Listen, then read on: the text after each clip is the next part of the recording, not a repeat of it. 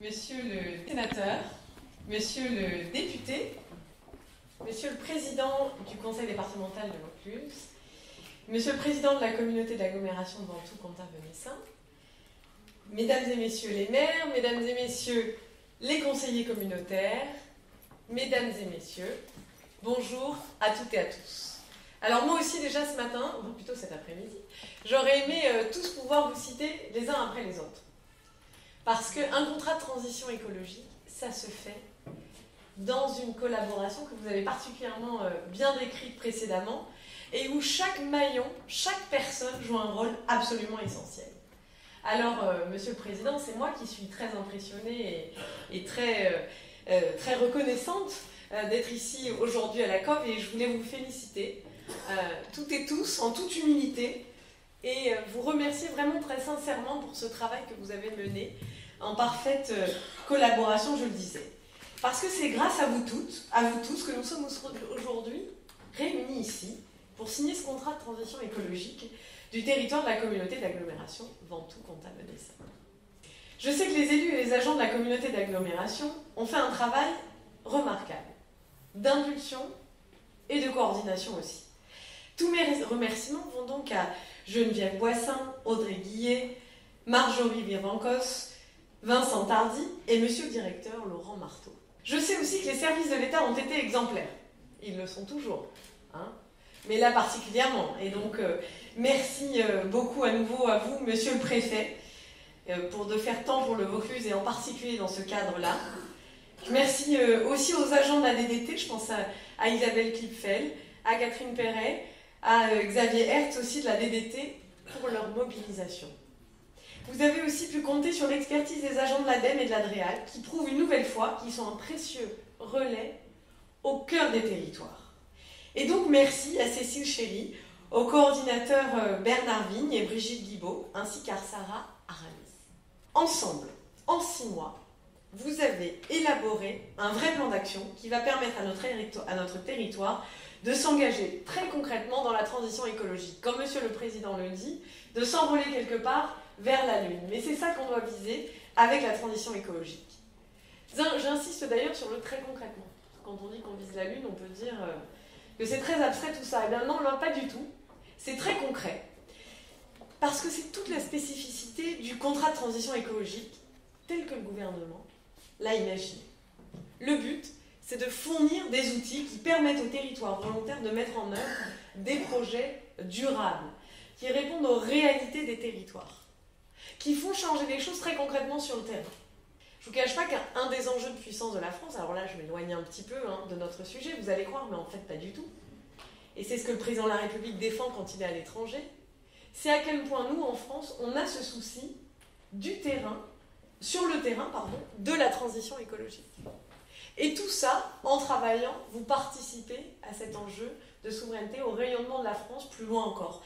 Parce que quand moi je suis par exemple à l'étranger pour me battre, pour faire avancer les négociations internationales sur le climat, ça peut vous paraître très distant. Mais en réalité, je m'appuie sur votre travail très concret ici. Et avec ce contrat de transition écologique, on fait un pas de plus vers l'avant. Et ça traduit la détermination du président et du gouvernement de rendre votre quotidien non seulement plus vert, mais aussi plus juste. Et chacune de vos interventions précédentes l'a aussi souligné. Combien la transition écologique, elle pouvait et elle devait aller main dans la main avec des gains de pouvoir d'achat, avec un meilleur vivre pour chacun sur les territoires. Et là aussi, c'est du concret. Alors, au cœur de notre démarche, il y a une méthode. Je ne vais pas trop m'étendre là-dessus parce que vous l'avez incarnée parfaitement. Celle de la collaboration, celle du dialogue, celle de ce qu'on appelle la co-construction, avec une transition qui crée des activités économiques, des opportunités sociales. Et je dois dire que tout ça, ça crée des opportunités dans la vie quotidienne, elles sont très nombreuses. Juste pour prendre un peu là encore de distance et vous parler un peu de ces contrats de transition écologique qu'on a menés à l'échelle de la France, parce qu'il y en a eu plusieurs, eh bien ça a déjà participé à changer les choses. En 2018, grâce au contrat de transition écologique, il y a 19 territoires pionniers qui ont lancé 400 actions de transition pour un montant de 661 millions d'euros qui ont été investis. Alors je fais un détour par le volet financier de cette aventure, c'est pour vous souligner ce qui me semble être une richesse, sans mauvais jeu de mots, de cette initiative. C'est la coordination des aides, la coordination des financements. C'est un nouveau modèle de partenariat qui offre à des entreprises, à des associations, à des entrepreneurs indépendants, des opportunités de changer les choses, mais aussi des opportunités, comme on dit, business, au cœur des territoires. Et ça permet de créer des emplois locaux, des emplois non délocalisables, et aussi, comme je dis, des emplois qui ont du sens. Parce que c'est ça aussi que chacun cherche et que chacun veut. La preuve d'ailleurs, c'est que ces 19 premiers territoires, ils ont permis de créer plus de 250 emplois. Alors aujourd'hui, le dispositif a fait ses preuves. Ici, on parle, et j'y reviendrai, d'économie circulaire, de rénovation thermique des bâtiments, de transition énergétique, de transition agricole. Mais ailleurs aussi, on parle de développement et de réhabilitation des friches, de mobilité douce, de préservation de la biodiversité, de l'eau. Bref, c'est tout un changement que nous essayons d'impulser en France depuis le terrain, en vous écoutant, vous, au plus près des réalités locales. Enfin bon, tout ça vous le savez déjà, je ne vais pas m'étendre. Ces 6 derniers mois, vous avez œuvré pour imaginer le contrat de transition adapté à cette communauté d'agglomération Ventoux-Comtat-Venessin. Et le résultat est là. Vous l'avez merveilleusement bien décrit. 3 objectifs stratégiques qui donnent un cadre aux 11 actions transformatives que vous allez dans les mois à venir mettre en œuvre. Et le tout pour un montant d'investissement de plus de 2 millions d'euros.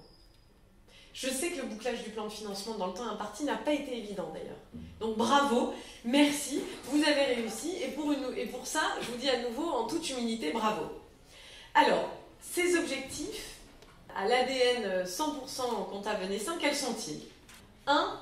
Faire évoluer le cadre de vie des habitants en rénovant les logements, en favorisant la construction durable, en développant des énergies renouvelables, en développant la mobilité durable.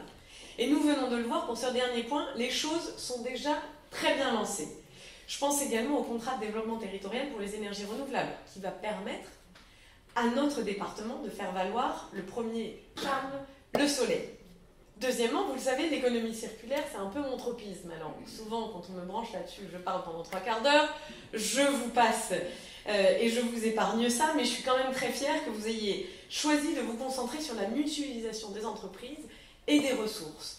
Et comme le dit Monsieur Factories, sans reprendre, je crois qu'il l'incarne parfaitement, cette mutualisation des moyens entre les entreprises, c'est fondamental, ça permet des gains de pouvoir d'achat, d'investissement, de nouveaux emplois.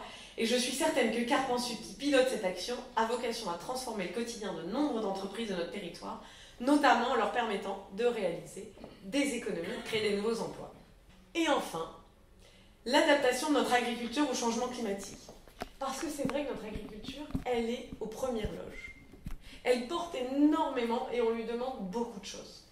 Elle porte beaucoup de demandes de changement de la part de nos concitoyens.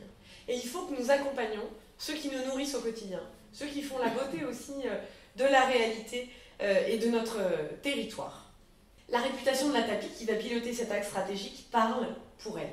Oui, demain, les cerises du Comtat-Venessin, les raisins aussi seront toujours les meilleurs, mais aussi toujours les plus saines. Et je crois que ce qui est engagé à la TAPI est un vrai modèle pour beaucoup d'autres territoires. J'en ai beaucoup parlé avec la ministre de la Transition écologique, Elisabeth Borne, qui a eu la chance de pouvoir échanger avec certains agriculteurs ici. Je remercie aussi Monsieur le Préfet de son engagement en faveur de cette transition agricole. Il nous reste beaucoup à faire, mais je voulais déjà vous remercier et vous dire à quel point ça fait notre fierté quand j'ai l'occasion d'en parler hors du Vaucluse. Alors je crois profondément que ce contrat de transition a vocation à transformer notre territoire en vert et en bien.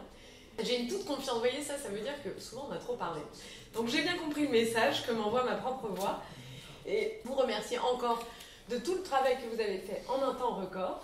Et je me réjouis de pouvoir échanger avec vous à nouveau et vous dire que les services de l'État se tiennent à votre entière disposition pour continuer à travailler, à avancer, à enrichir ce contrat de transition énergétique et vous remercier. À tout de suite.